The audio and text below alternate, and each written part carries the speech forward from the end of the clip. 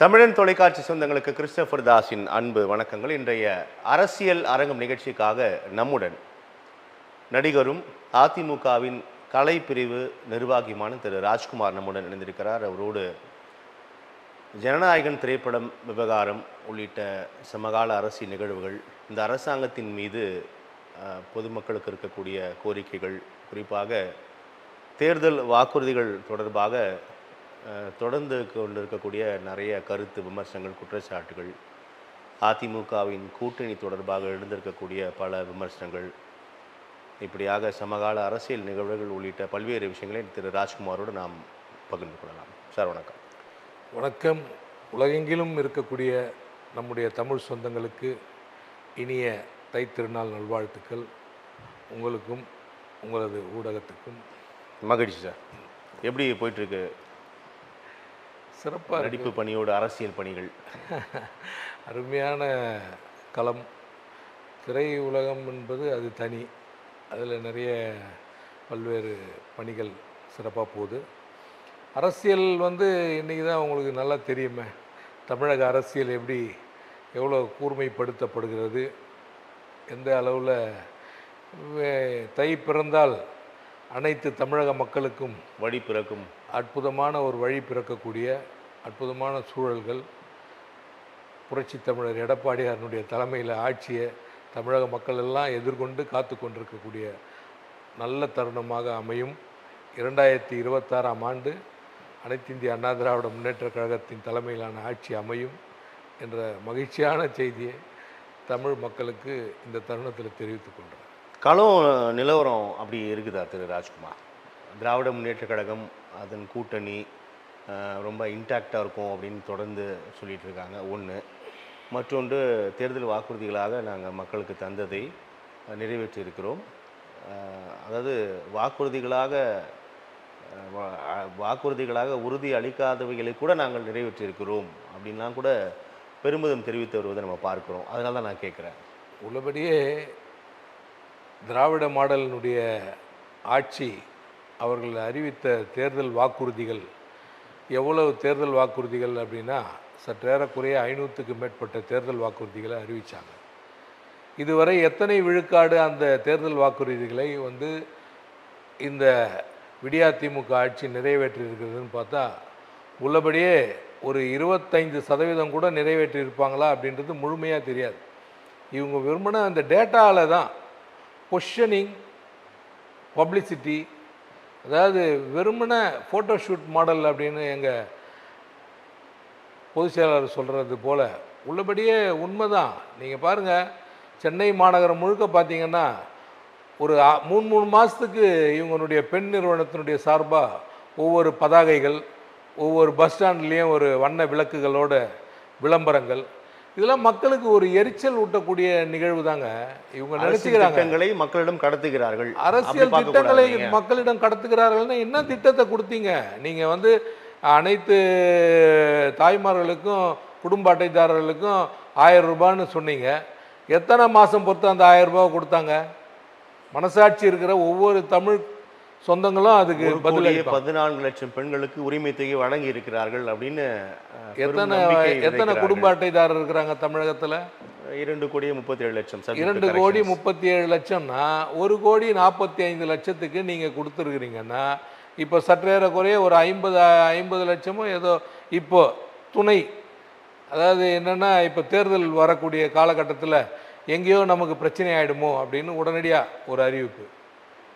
உள்ளபடியே ஒரு தொலைநோக்கான ஒரு சித்தாந்தத்தோடு ஒரு அரசு நடக்குது அப்படின்னா, பொற்கால ஆட்சி, பொன்மனச்செம்மல் புரட்சி தலைவர் ஆட்சி, அதனுடைய நீட்சியாக புரட்சி தலைவர் அம்மானுடைய ஆட்சி தான்.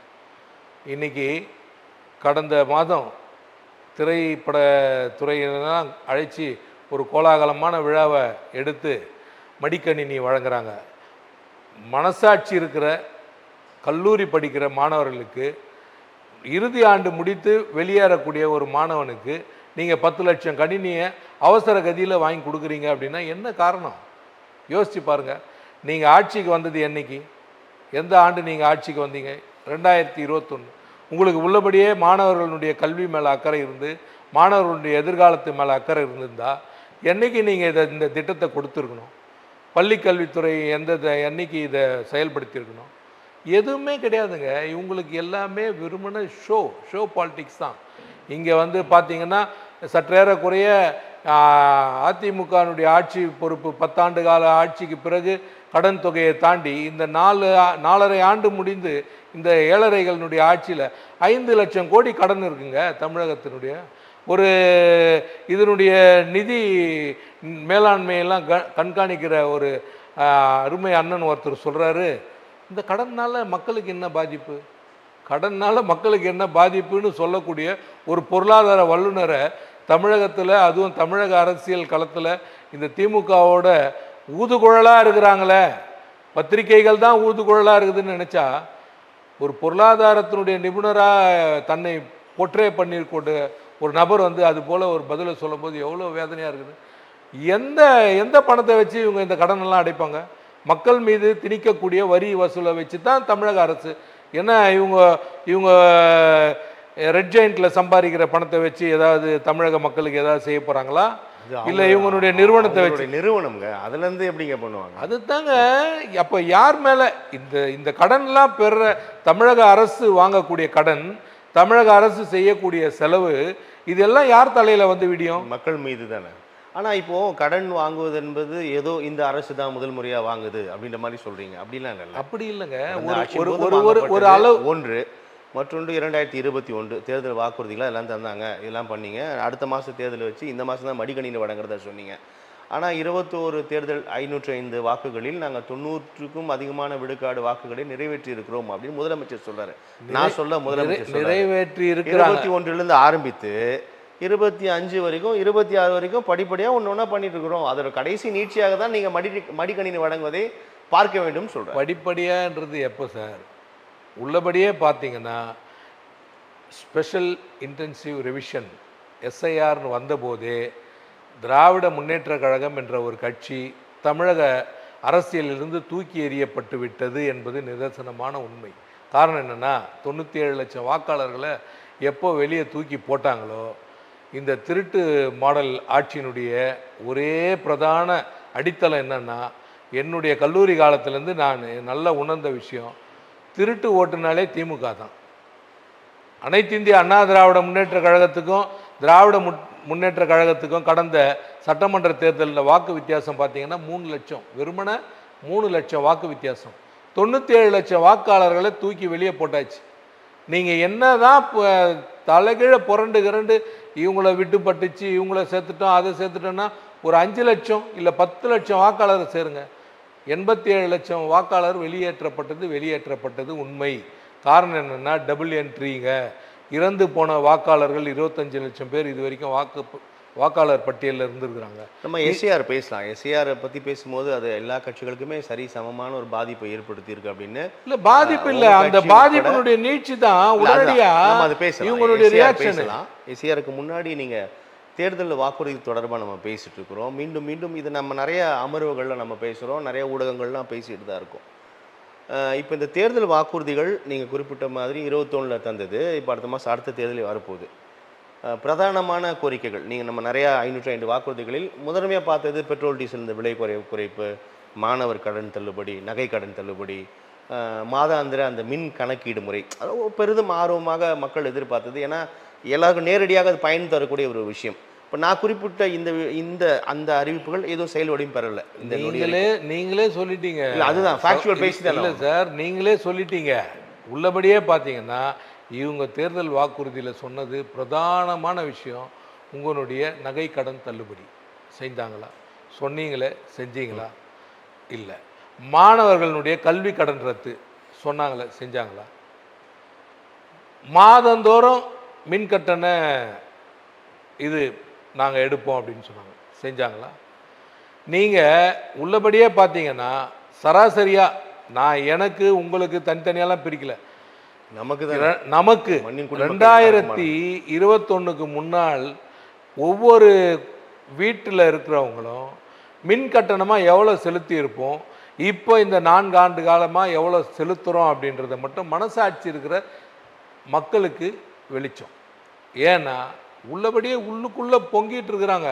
இவங்க மாதம் 1000 ரூபாய் கொடுக்கறதுனாலையோ இல்லை இந்த என்ன சொல்கிறது, மகிழ்ச்சி பேருந்து, இந்த மாதிரி மகளிருக்கு இலவச பேருந்து, இதனாலலாம் வந்து இவங்க ஆட்சி திரும்ப வந்துடும்ன்ற கனவுலாம் காணவே வேணாம்.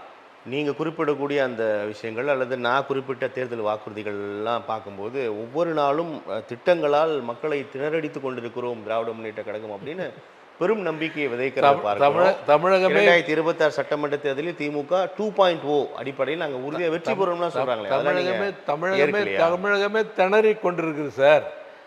தினம் தினம் ஆர்ப்பாட்டம் போராட்டங்கள்ல மனசாட்சி இருந்தா நம்ம தமிழக முதல்வர் அப்படியே இந்த தூய்மை பணியாளர்கள் தான் ஓய்வூதிய திட்டம் அந்த அறிவிப்பு மூலமாக அதை சரி செய்து நான் வரேன். தூய்மை பணியாளர்கள் வந்து கொரோனா காலத்தில் இவங்க தான் வந்து நிஜமான வீரர்கள், வாரியர்ஸ் ஆஃப் உள்ளபடியே கொரோனா காலத்தில் தூய்மை பணியாளர்கள் உண்மையான வாரியர். நமக்கு அப்படிப்பட்ட ஒரு அற்புதமான பணிகளை செய்தவர், ஒரு எந்தவித இதுவும் இல்லாமல். ஆனால் அந்த தூய்மை பணியாளர்களுடைய நிலைமை என்ன பார்த்தீங்களா? இந்த அரசு வந்து தனியார் மயமாக்கப்பட்டு ஒரு 2 மண்டலத்தை தனியார் மயமாக்க வேண்டாம் அப்படின்னு போராடினவங்கள இரவோடு இரவாக குண்டுக்கட்டாக தூக்கி அங்கே போகிறது. இப்போ அந்த போராட்டம் வந்து நின்று போச்சா? நேத்திக்கு அமைச்சர் சேகரபாபு அவர்களை சந்தித்து முற்றுப்புள்ளி வைத்து விட்டாரே. எதுக்காக? மாநகராட்சி ஊழியர்களாக நாங்கள் சரி செய்து எதுக்காக அந்த புல் ஸ்டாப் நடந்தது? தேர்தல் முன் 1 மாதம் 2 மாதம் இவங்களுடைய முடிவுரை எழுதப்பட்டு விட்டது. என்ன, அரசு ஊழியர்கள் எவ்வளோ பேர் போராட்டத்தில், இடைநிலை ஆசிரியர்கள் எவ்வளோ பேர் போராட்டத்தில், அதே போல் ஓய்வூதியதாரர்களுக்கு கொடுக்கக்கூடிய ஒரு மிகப்பெரிய ஒரு ஃபோட்டோ ஷூட் ஒன்று பண்ணாங்க. எல்லாம் அப்படியே இனிப்பெல்லாம் அப்படியே முதல்வருக்கு ஊட்டி மகிழ்ச்சி அப்படியே கொண்டாடு. கையெழுத்து போட்டு வந்தவன் அடுத்த நாள் கணக்கு போட்டு பார்த்தா, என்னடா இது இந்த மாதிரி உருட்டல் மாடலாக இருக்குது அப்படின்னு. உள்ளபடியே அவங்களுடைய பிடித்தமான தொகையை அவங்களுக்கு நேரடியாக கொடுத்தாலே அவங்க வந்து சந்தோஷமாக இருக்கலாம். அதை எதையுமே இந்த அரசு செய்யாமல் நாங்கள் புதுசாக ஒரு அதான் இவங்க கிளறது எல்லாமே ஒரு உருட்டு தான். தினம் தினம் மக்களை எப்படியாவது திசை திருப்பி இந்த அப்படியே ஒரு ஃபோட்டோ ஷூட்லேயே இவங்க காலத்தை ஓட்டி இந்த 2.0 எல்லா ஆட்சியின் போதுமே அரசு ஊழியர்கள், ஆசிரியர்கள், செவிலியர்கள் எல்லாமே இது போராட்டத்தில் ஈடுபட்டு கொண்டு வருவதை நம்ம பார்க்குறோம். எல்லாத்தையுமே இந்த 5 ஆண்டுகளில் சரி செய்து விட முடியாது. கொஞ்சம் ஒரு சில கோரிக்கைகள் ஏற்றுக்கொள்ள முடியும். அதை அடுத்த ஆட்சி நோக்கி தான் நம்ம நகர்த்த முடியும். உள்ளபடி யதார்த்தமான கள நிலவரம் அப்படின்னு உள்ளபடியே பார்த்தீங்கன்னா புரட்சி தமிழர் எடப்பாடியார் ஆட்சி காலத்தில் திட்டமிட்டு 10,000க்கும் மேற்பட்ட ஆர்ப்பாட்டங்கள் போராட்டங்களை எதிர்கொண்டார். ஆனால் எந்த துறையிலாவது யாருக்காவது எந்த குறை இருக்கா அப்படின்றதெல்லாம் யாருமே இல்லாத மன நிறைவாக எல்லாருமே இன்னைக்கு பாராட்டுறாங்க. அப்படிப்பட்ட ஒரு எளிமையான மனிதனுடைய ஆட்சியை நம்ம வீட்டுக்கு அனுப்பிட்டு இது போல் நம்ம மாட்டி சிக்கி தவிக்கிறோமே அப்படின்னு மக்கள் மனசுக்குள்ள அவர்கள் விட்டு சென்றது தான் பிரச்சனை. அதிமுகவின் நிர்வாக தோல்வி தான் எங்கள் தலையில் வந்து விழுந்திருக்குன்னு சொல்கிறாங்க திமுக. எது வேணால் சொல்லலாம் சார். அதுதான் சொன்னேன், இது உருட்டு மாடல் அரசு, என்ன விடியா திமுகனுடைய ஃபோட்டோ ஷூட் மாடல் அரசு. இவங்க எது வேணால் சொல்லுவாங்க. நியாயமான முறையில் இந்த மக்களுக்கு பயன் அளிக்கக்கூடிய வகையில் என்ன நல்ல திட்டங்களை இவங்க கொடுத்துருக்குறாங்க அப்படின்றத மனசாட்சி இருக்கிற எல்லாருக்குமே தெரியும். தமிழக மக்கள் இப்போது தயாராக இருக்கிறாங்க. எப்போ தேர்தல் வரும் அதான் மீண்டும் மீண்டும் சொல்கிறாங்களே, மகளிர் உரிமை தொகை, பேருந்து இலவசம், நிறையா திட்டங்கள் அறிவித்து கொண்டே இருக்கிறோம். பாருங்கள், இப்போ கூட வந்து உங்கள் கனவை சொல்லுங்க அப்படின்னு மாணவர்கிட்ட கேட்குறாங்க. சொத்து வரி கனவை நம்ம பகிர்ந்து கொண்டு அதை நிறைவேற்ற அந்த அரசு தயாராக இருக்குது. அதான் சார், சொத்து வரியை பன்மடங்காக உயர்த்திட்டு 2 மாதத்தில் தேர்தல் வைத்து சொத்து வரியம் 2 மாதத்தில் தேர்தல் வரப்போகுது. அந்த 2 மாதத்திற்கு முன்னால் கூட மக்கள் நல திட்டங்களிலே கவனத்தை செலுத்துறதை பார்க்கிறோமே. அதுதான் திட்டங்களை இவங்க திட்டங்களை சொல்லிட்டே தான் இருக்கணும். காரணம் என்னன்னா அவங்களுக்கு உள்ளபடியே தெரியும் இங்கே என்ன நிலவரம், கள நிலவரம் தெரியாமல் இருக்காது. ஒரு ஆட்சியாளர்களுக்கு அவங்களுக்கு உளவுத்துறை இருக்குது, நுண்ணறிவு பிரிவுலாம் இருக்குது, அவங்களுக்கு தெரியும் களம் என்ன அப்படின்றது. எப்போ வந்து நீங்கள் உள்ளபடியே தமிழகத்தினுடைய மிகப்பெரிய இயக்கமாக அனைத்து இந்திய அண்ணா திராவிட முன்னேற்ற கழகம் தான் அப்படின்றது அனைவருக்கும் தெரிந்த விஷயம்.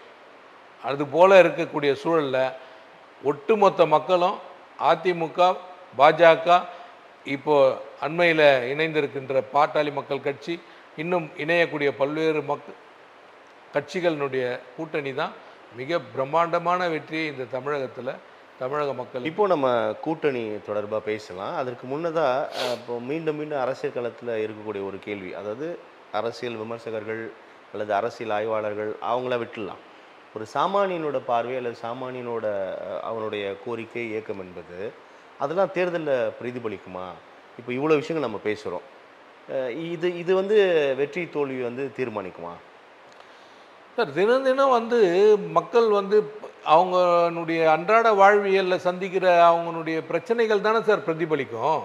இப்போது என்னுடைய வீட்டுக்கு நான் வாடகை, என்னுடைய தொகை எவ்வளோ, என்னுடைய வருமானம் எவ்வளோ, முதல்ல எனக்கு நிகர வருமானம் எவ்வளோ, இந்த வருமானத்தில் எனக்கு வீட்டு வாடகை எவ்வளோ செலுத்துகிறேன், வீட்டு வாடகை அடுத்து கரண்ட்டு பில்லு மின்சார கட்டணம் எவ்வளோ செலுத்துகிறேன், அதன் பிறகு என்னுடைய வாழ்வியலுக்கு உண்டான அந்த எவ்வளோ செலவினங்கள், இந்த செலவினங்கள்லாம் பார்க்கும்போது இங்கே தமிழகத்தில் இருக்கிறவங்களுக்கு அந்த ஒரு தனிநபர் வருமானம் இங்கே பெருகவே இல்லையே.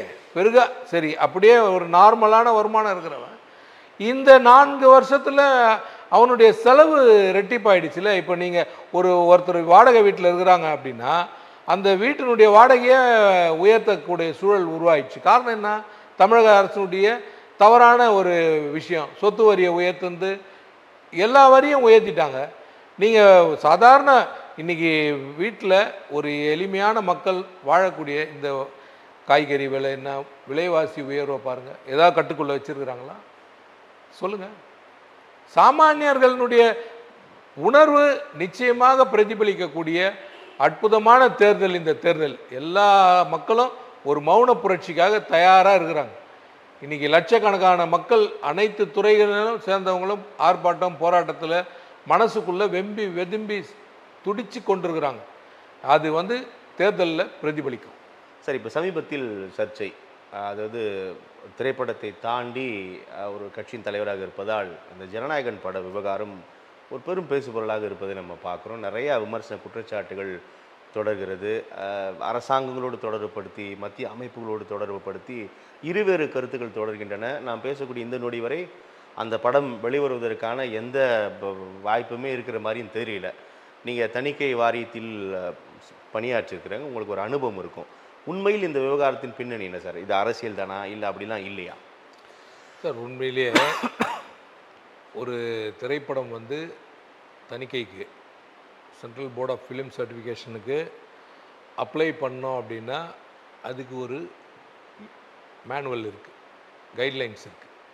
நீங்கள் ஒரு படத்தை வெளியிடுறதுக்கு குறைந்தபட்சம் ஒரு அவகாசத்துக்கு முன்னாடி ஆன்லைனில் அப்ளை பண்ணணும். அது ஒரு முறையாக அப்ளை பண்ணிவிட்டு ஒரு தேதி ஒன்று கொடுப்பாங்க. அந்த தேதியில் அந்த படத்தை தணிக்கை குழுவினர் 4 உறுப்பினர்களும் அந்த ரிட்டர்னிங் ஆஃபீஸர் அவரும் 5 பேர் உட்காந்து அந்த படத்தை பார்ப்பாங்க.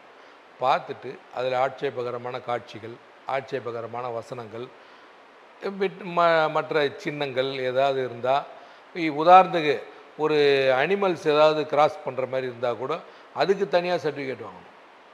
வேறு ஏதாவது சின்னங்கள் ஏதாவது இருந்தால் அதுக்கு தனியாக. இவ்வளோ டீட்டெயிலிங் இருக்குது. இதுக்கெல்லாம் அவகாசம் நிறைய தேவைப்படும். இந்த அவகாசத்தை சரிவர செய்துட்டு அப்ளை பண்ணால் தான், அப்ளை பண்ணவங்க என்ன தேதியில் அப்ளை பண்ணியிருக்கிறாங்கன்னு நான் செய்தி வழியாகவும் இந்த ப்ரொடக்ஷன் நிறுவனத்தினுடைய அவங்களுடைய வேர்ஷன்லேயே நான் சொல்கிறேன். ஜனவரி மாதம் 9ஆம் தேதி திரைப்படத்தை வெளியிடுறதா இவங்க போன வருஷமே அறிவிச்சிட்டாங்க. ஜனவரி மாதம் 9ஆம் தேதி இந்த அறிவிப்பு தேதி குறிப்பிட்ட அறிவிப்பு போன ஆண்டே ஜனவரி பொங்கல் வெளியீடு அப்படின்றத அறிவிச்சுட்டு 9ன்னு இவங்க தேதியை போட்டுட்டு டிசம்பர் மாதம் 19ஆம் தேதி தான் இவங்க அப்ளை பண்ணுறாங்க. குறைந்தபட்சம் ஒரு மிகப்பெரிய பொருட்செலவில் வரக்கூடிய ஒரு மிகப்பெரிய நட்சத்திரம் நடிக்கக்கூடிய அந்த படத்தை ஒரு மாதம் 2 மாதத்துக்கு முன்னாடியே, ஏன்னா உள்ளபடியே சொல்லப்போனால் இந்த சிக்கல்கள் வரலாம் அப்படின்னு எதிர்பார்த்துருக்கணுமோ. ஒரு நடிகர் விஜய் அவர்களுக்கு எல்லா படத்துலேயுமே பிரச்சனை தான்.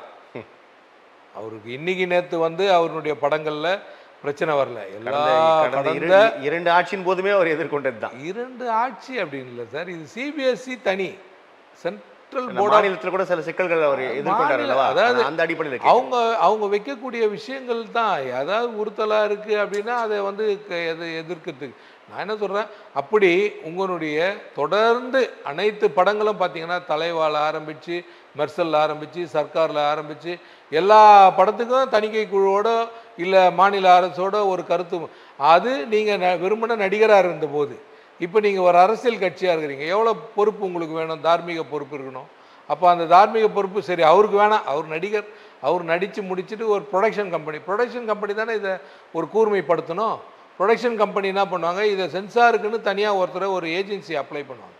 அந்த ஏஜென்சி தான் இட் வில் டேக், அவங்க தான் அந்த பவுண்டட் ஸ்கிரிப்ட் எல்லாம் வந்து தமிழ் வெர்ஷன் எல்லாமே பிரிண்ட் பண்ணி அந்த பைபிள் மாதிரி புக்கெல்லாம் ரெடி பண்ணி, ஏன்னா ஒவ்வொரு வசனமான இப்போ நாங்கள் பார்க்குறோன்னா அந்த வசனங்கள் எல்லாம் சீன் பை சீன் பிரிண்டடில் இருக்கணும். நான் படத்தை பார்த்து தணிக்கை குழு முடித்த பிறகு இந்த இந்த காட்சியில் இந்த இடத்துல இந்த வசனத்தை மியூட் பண்ணுங்கள், இந்த சீனை எடுக்கணும் அப்படின்னா சீன் பை சீன் எங்களுக்கு பேடு கொடுத்துருவாங்க பேப்பரோட உட்காந்து. முழு திரைப்படமும் உங்களுக்கு வரணும், அந்த வார்த்தைகள் எல்லாமே ஒரே முழு திரைப்படத்தினுடைய ஒட்டுமொத்த பைபிள் எங்கள் டேபிளில் இருக்கும் சார். ஒவ்வொரு 5 உறுப்பினர் இருக்கிறாங்கன்னா 5 உறுப்பினருடைய அருகையில் எல்லா படத்திற்குமே அது எல்லா சரியா படத்துக்கும் பார்ப்பீங்களா இல்ல ஏதாவது பாகுபாடு இருக்கா?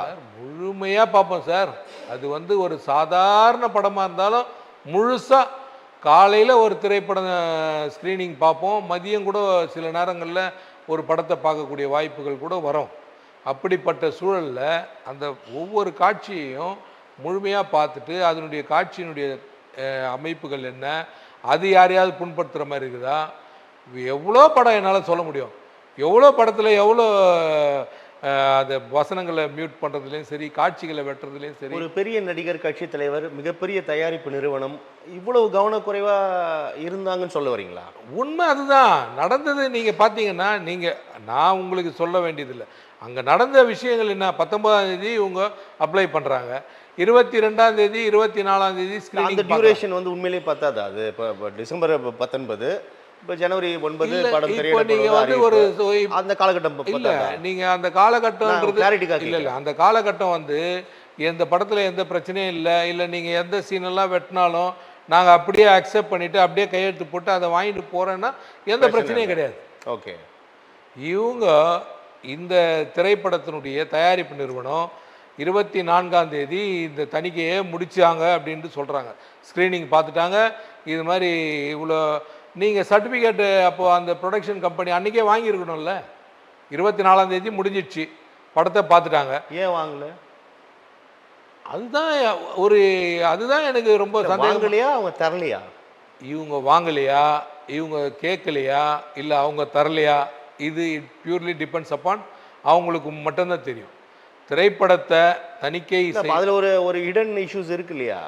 அதுதாங்க. இப்போ நான் என்ன சொல்கிறேன், இப்போ நான் தயாரிப்பாளராகவோ நான் இயக்குனராகவோ நான் இருந்தேன்னா அந்த டேபிளில் நான் உட்காந்து சார் எல்லாம் முடிஞ்சிச்சு சார், பார்த்துட்டேன்ல சார், சரி சார் எந்தெந்த சீன் அவங்க வந்து கட் பண்ணி அதை கொடுப்பாங்க, அந்த வெர்ஷனை கொடுப்பாங்க. இதெல்லாம் நீங்கள் கட் பண்ணி இதெல்லாம் மாற்றி கொண்டு வாங்க, அதன் பிறகு தான் சர்டிஃபிகேட் கொடுக்கணும். இவங்க அதெல்லாம் சேர்ந்து கொண்டு போய் கொடுத்தாங்களா, கொடுத்த பிறகு அவங்க கொடுக்க மறுத்துட்டாங்களா என்னன்றது மட்டும் இது வரைக்கும் கேள்வியாகவே இருக்குது. ஆனால் தயாரிப்பு நிறுவனத்துலேருந்து என்ன சொல்கிறாங்க, அதுக்கப்புறம் இவங்க ஆடியோ லான்ச்சுக்கு போயிட்டுருக்குறாங்க. ஜனநாயகன் படக்குழுவினர் வந்து ஆடியோ லான்ச்சுக்கு போயிட்டாங்க.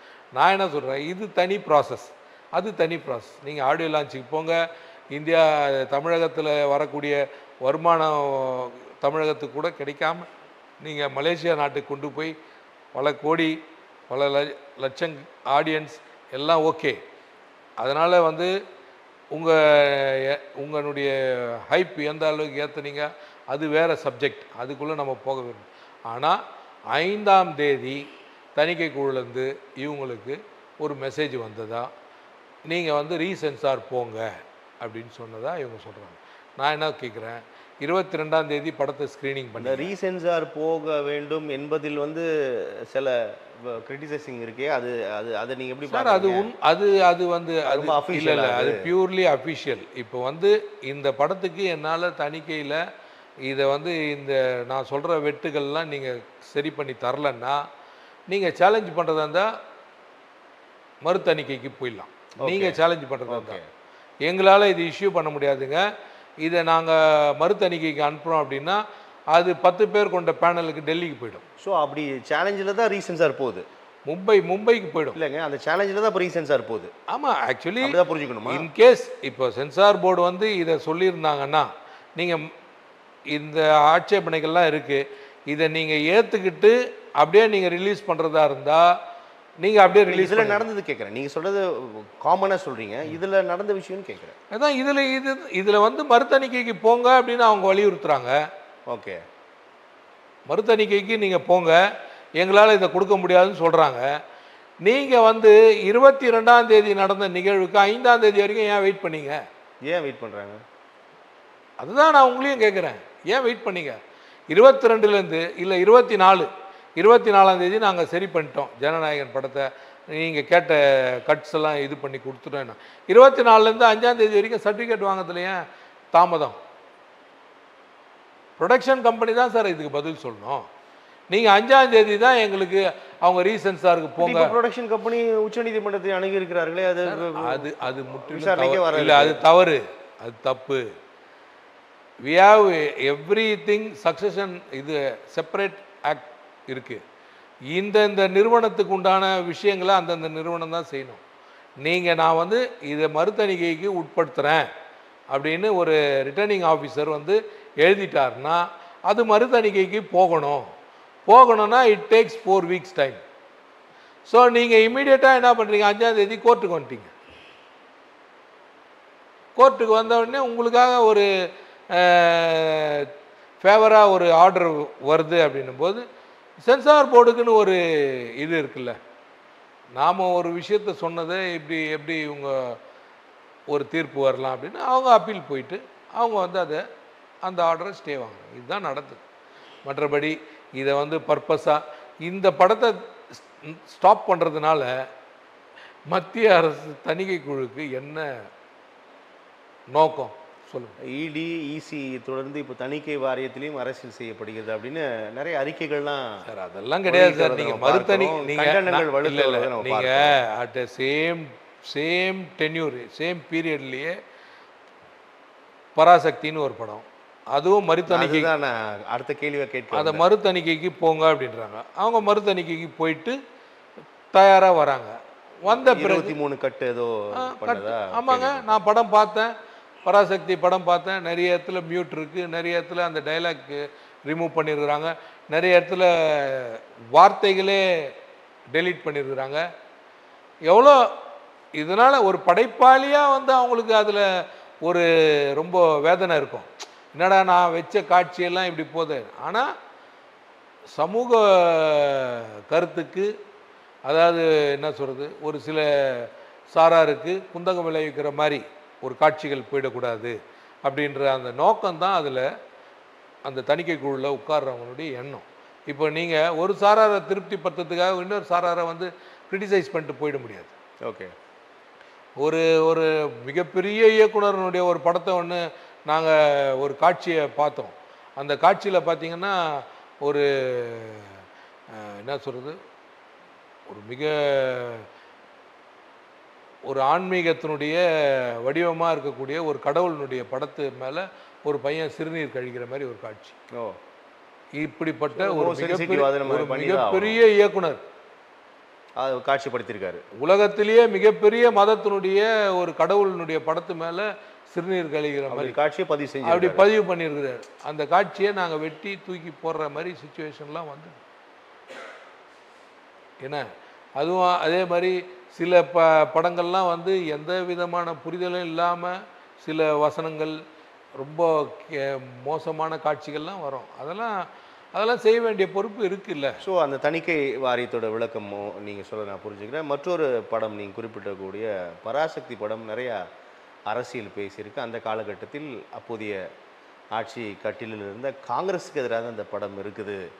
அப்போது இது வேறு மாதிரி ஒரு சிக்கல், அதாவது கூட்டணி முரண்கள்லாம் கூட இதில் இருக்குது அப்படின்னு ஒரு சாரர் பேசுகிறதோ, இல்லை தற்போதைய மத்திய அரசாங்கம் இந்திய எதிர்ப்பு, இந்தி திணிப்பு, இதை எதிர்க்கிறோம், அப்படி தான் அந்த அரசியல் பேசப்படுகிறது அப்படின்ற ஒரு தரப்பில் தொடருது. எப்படி பார்க்குறீங்க? ஏல்லாம் சொல்லிக்க வேண்டியது தான்.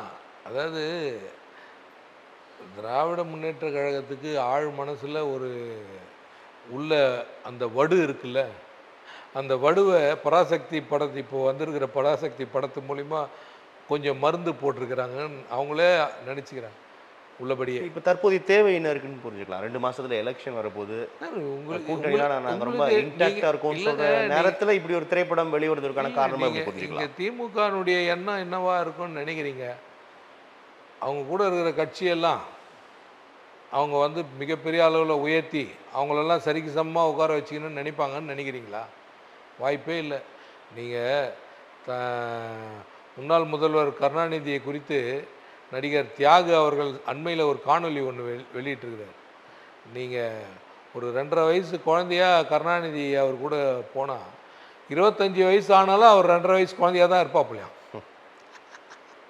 எப்படி 2.5 வயசு குழந்தையா ஒருத்தர் போயிட்டு 25 வயசு ஆச்சுனாலும் 2.5 வயசு குழந்தையாகவே இருக்கணுன்றது தான் கருணாநிதி விருப்பப்படுவார். அப்படிப்பட்ட ஒரு பரந்த மனப்பான்மை கொண்ட அந்த இயக்கம், அந்த தலைமை கொண்ட ஒரு கட்சி. காங்கிரஸ் கட்சி வந்து தமிழகத்தில் வளருதோ வளரலையோ அது அவங்க தனிப்பட்ட விஷயம். ஆனால் அந்த கட்சியை எப்படி இருந்தாலும் மண்ணோட மண்ணாக்கணுன்ற ஒரு இடன் அஜெண்டா தானே. இல்லைன்னா நீங்கள் வந்து அந்த இடன் அஜெண்டா திமுக இருக்குன்னு சொல்றீங்க. ஆமாம், நீங்கள் உங்கள் சொந்த நிறுவனம் வலுவான கூட்டணியாக ரொம்ப காலம் நாங்கள் பயணிச்சோம். வலுவான கூட்டணி தானே இப்போ கலகலத்து போயிருக்கு. எல்லாம் சொல்லிக்க வேண்டியது தான் சார். நீங்கள் காட்சிகள் மாறும், உங்கள் கனவுகள் தகரப்படும், எல்லா சூழலும் இன்றைக்கி இருக்குது. நீங்கள் கனவு காணுங்கள்னு இப்போ அண்மையில் புதுசாக ஏதோ ஒரு உருட்டினார் முதல்வர், கனவு காணுங்கள். அவர் ஏற்பாடு பண்ண நிகழ்ச்சியிலேயே அங்கே ஒரு பெண்மணி வந்து, அம்மா அவங்களுக்கு எல்லாம் கடன்லாம் கொடுக்குறாங்களா சார்? இல்லை சார், நாங்கள் எம்பிசி சார், எங்களுக்கு அந்த இதெல்லாம் எதுவும் கொடுக்குறதில்ல, எங்களுக்கும் சேர்ந்து கொடுத்தீங்கன்னா. அதாவது எந்த மாதிரி ஆட்சியாளர்களோட அதிகாரிகள் எந்த அளவுக்கு இருக்கிறாங்க பாருங்கள். ஒருத்தரை ஒரு முதல்வர்கிட்ட ஒரு கேள்வி கேட்கணும் அப்படின்னா இவங்க ஏற்பாடு பண்ண நபர்கள் தான் வந்து கேள்வி கேட்பாங்க. யாரை ப்ரிப்பேர் பண்ணி கூப்பிட்டு வரணும், இவங்களுடைய என்ன சொல்கிறது, இவங்க அரசு அவை கவிஞர்கள், இவங்க ஒத்து ஊதுறவர்கள், பத்திரிகையாளர்கள்ன்ற போர்வையில் தினம் தினம் ஊடகத்தில் பேசுகிறவங்க எல்லாம் சப்பக்கட்டு கட்டின்னுக்கிறாங்க. உள்ளபடியே பார்த்தீங்கன்னா அதிமுக என்ற மிகப்பெரிய கட்சிக்கும் திமுக என்ற ஒரு சின்ன பிம்பமாக போகிற இந்த கட்சிக்கும் தான் வரக்கூடிய சட்டமன்ற தேர்தல். அதில் அனைத்து இந்திய அண்ணா திராவிட கழகம் ஏற்கனவே வந்து பார்த்திங்கன்னா 32 ஆண்டு காலம் ஆட்சியில் இருந்த கட்சி. ஸோ எங்களுக்கு அதில் இவங்க என்னெல்லாம் பேசினாலும் சரி, எது சொன்னோம். இந்த கூட்டணி தொடர்பாக பேசும்பொழுது சமீபத்தில் காங்கிரஸ் ஆட்சி அதிகார அந்த கோரிக்கை முன்வைத்ததுலேருந்து அந்த முரண்கள் ஆரம்பித்து வரதை நம்ம பார்க்குறோம். சரி, அது ஒரு புறத்தில் இருக்க மற்றவங்களாம் ரொம்ப இன்டாக்டாக இருக்காங்க கூட்டணி இல்லைன்னு சொல்லும் போது, அதிமுக தரப்பில் சமீபத்தில் வரவான பாட்டாளி மக்கள் கட்சியோட அன்புமணி தலைமையிலான பாட்டாளி மக்கள் கட்சி வந்துருச்சு. இப்போது 2-3 தினங்களுக்கு முன்னால் உங்களுடைய பொதுச் செயலாளர் கூட்டணியில் இருக்கிறாங்களா? காங்கிரஸ் திமுக கூட்டணியில் இருக்கிறாங்களா? அப்படி தான் சொல்கிறாங்க. இல்லை இருக்காங்களா? ஆமாம், இருப்பதாக தான் சொல்லி கூட்டணியில் இருக்கிறாங்களா இல்லையா? இல்லை, நாமும் அப்படி நம்புவோம். இந்த பக்கத்தில் அன்புமணியே வந்துட்டார். 2-3 தினங்களுக்கு முன்னால் உங்களுடைய பொதுச் செயலாளர் மற்றொரு பெரிய கட்சி வரப்போகுது அப்படின்னு சொல்லும் போது நிறைய அதுக்கு புள்ளிகள் இணைத்து விமர்சனங்கள் தொடர்ந்து வந்ததை பார்க்குறோம். அது வந்து தாவேகாவை கூட இருக்கலாம் அப்படிலாம் சொன்னாங்க. உண்மையில் எந்த கட்சி வரவிருக்கிறது சார்? வர வேண்டிய நேரத்தில் எல்லா கட்சியும் எங்களை நோக்கி வந்துடும் சார். காரணம் என்னென்னா, அனைவருக்கும் தெரிஞ்ச விஷயந்தான். மக்கள் மனசில் எல்லா மாவட்டத்திலையும் சாமானிய மக்களாக இருந்தாலும் சரி, எல்லா பொருளாதாரத்தில் பெரிய அளவில் வசதி வாய்ப்பாக இருந்து தொழில் நிறுவனங்கள் நடத்தக்கூடிய மிகப்பெரிய தொழிலதிபர்கள் கூட இந்த திமுக ஆட்சி எப்படா வீட்டுக்கு போவோம். ஏன்னா ஒரு நிறுவனம் வந்து தமிழகத்தில் வந்து ஒரு தொழில் நிறுவனத்தை உருவாக்கணும்னா கூட இவங்க அந்த நிறுவனத்தில் முழுசாக தண்ணியும் பங்குதாரராக சேர்த்துக்குங்க அப்படின்னு கேட்கக்கூடிய அளவில் தான் இவங்களுடைய ஆட்சியினுடைய நிலைமை இருக்குது. அதனால் எளிமையான மனுஷன் அந்த அதிருப்தி நீங்க கூட்டணி பார்த்தீங்கன்னா கூட்டணின்னு நீங்க பார்த்தீங்கன்னா அனைத்து இந்திய அண்ணா திராவிட முன்னேற்ற கழக தலைமையில் ஒரு அற்புதமான கூட்டணி தமிழகத்தில். ரொம்ப இடைவெளிக்கு பிறகுதான் பாமக அன்புமணி தலைமையிலான பாமக வந்துச்சு. அதுக்கப்புறம் ஒரு இடைவெளின்றது நீங்க நல்லா பாருங்க. தேர்தல் 96 பார்த்தீங்கன்னா 1996 தேர்தலெல்லாம் அனௌன்ஸ் பண்ணியாச்சு சார், அவ்வளோதான். திமுக வந்து ஆட்சி கட்சிக்கு வரத்துக்கு வாய்ப்பே இல்லை அப்படின்ற ஒரு அளவுக்கு சூழலில் தான் கருணாநிதின்றவர் ஓரங்கட்டப்பட்டு ஒடுக்கப்பட்டு அமைதியாக இருந்தார். காங்கிரஸ் ஒரு தவறான விஷயத்தை அன்றைய காலகட்டத்தில் நரசிம்மராவ் வந்து அதிமுகவோட கூட்டணின்னு ஒரு அனௌன்ஸ்மெண்ட்டை பண்ணுறாரு. இதை ஏன் நான் இவ்வளோ தெளிவாக சொல்கிறேன்னா, அன்றைய காலகட்டத்தில் மாணவர் பேரவை தலைவராக இருந்த காலகட்டத்தில் எனக்கு நல்லா பரிச்சயமாக தெரியும். நான் வந்து அப்போது காங்கிரஸ் பேர் இயக்கத்தில் இருந்ததுன்னா 96 அந்த அறிவிப்பு வந்த உடனே தேர்தலுக்கு ஒரு மாதத்துக்கு முன்னாடி காங்கிரஸ் 2ஆக பிரியுது. தலைவர் மூப்பனார் தலைமையில் தமிழ் மாநில காங்கிரஸ்னு உருவாகி, அதுக்கு பார்த்திங்கன்னா சூப்பர் ஸ்டார் ரஜினிகாந்த் வாய்ஸ், அரசியல் விஞ்ஞானி, அரசியல் வித்தகராக சொல்லக்கூடிய ஷோ எல்லாம் சேர்ந்து வீட்டில் கோபாலபுரத்தில் இருந்த கருணாநிதியை கூப்பிட்டு வந்து ஆட்சி கட்டிலில் அமர வச்ச அந்த தருணம் நீங்கள் பார்த்தீங்கன்னா 40 எம்எல்ஏ எப்படி வேண்டுமென்றாலும் களம் மாறலாம் சொல்கிறீங்க. இன்னைக்கு வந்து 2026 இவங்களுக்கு திமுகவுக்கு அதுக்கு உண்டான சுவடே இல்லை. அனைத்து இந்திய அண்ணா திராவிட முன்னேற்ற கழக தலைமையில் அனைவரும் கூட்டணியில் வந்து இப்போ பாஜக தமிழகத்தில் நீங்கள் வந்து இன்றைக்கி மிகப்பெரிய கட்சிகள் அப்படின்னு நீங்கள் கணக்கு போட்டிங்கன்னா அதிமுக, திமுக, பாஜக, அதன் பிறகு தான் அடுத்த கட்சிகள்லாம் வரும்.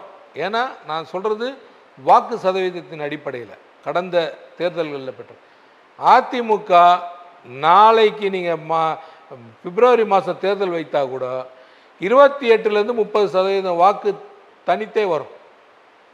ஏன் இதை நான் சொல்கிறேன்னா, கடந்த பாராளுமன்ற தேர்தலில் எங்களுக்கு பாராளுமன்ற தேர்தலினுடைய பங்களிப்பு ரொம்ப அவசியம் இல்லை அப்படின்ட்டு எங்கள் பொதுச்செயலாளர் அன்றைய காலகட்டத்தில் இருந்தது காரணமாக யாருமே களப்பணி வேகமாக ஆற்றலை.